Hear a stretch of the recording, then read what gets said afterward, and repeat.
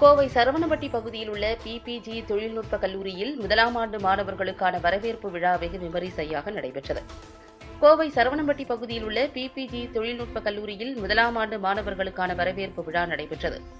PPG கல்வி நிறுவனங்களின் தலைவர் டாக்டர் எல்.பி. தங்கவேலு தலைமையில் நடைபெற்ற இதில் துணைத் தலைவர் அக்ஷய் தங்கவேல், அஸ்வின் மருத்துவமனை இயக்குநர் அஸ்வின், தாளாளர் சாந்தி தங்கவேலு ஆகியோர் முன்னிலை வகித்தனர். நிகழ்ச்சியில் கலந்து கொண்ட அனைவரையும் பிபிஜி தொழில்நுட்ப கல்லூரியின் முதல்வர் நந்தகுமார் வரவேற்று பேசினார். தொடர்ந்து நிகழ்ச்சியில் பேசிய டாக்டர் தங்கவேலு, சாதாரண விவசாய குடும்பத்தில் பிறந்த தம்முடைய இந்த வெற்றி விடாமுயற்சியால் வந்தது என குறிப்பிட்டார்.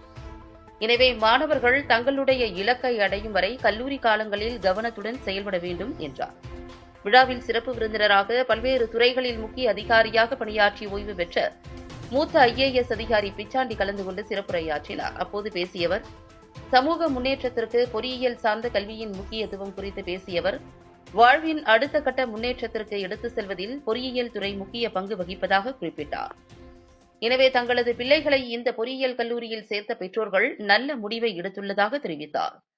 தொடர்ந்து அவர் கல்லூரியில் பயிலும் காலகட்டங்களில் மாணவ மாணவிகள் கடைபிடிக்க வேண்டிய ஒழுக்க நெறிமுறைகள் குறித்து கூறியவர், மற்றும் கல்வி பயிலும் போதே தங்களது பன்முக திறமைகளை வளர்த்துக் கொள்ள வேண்டும் என தெரிவித்தார். இறுதியாக முனைவர் நித்யபிரகாஷ் நன்றியுரை வழங்கினார்.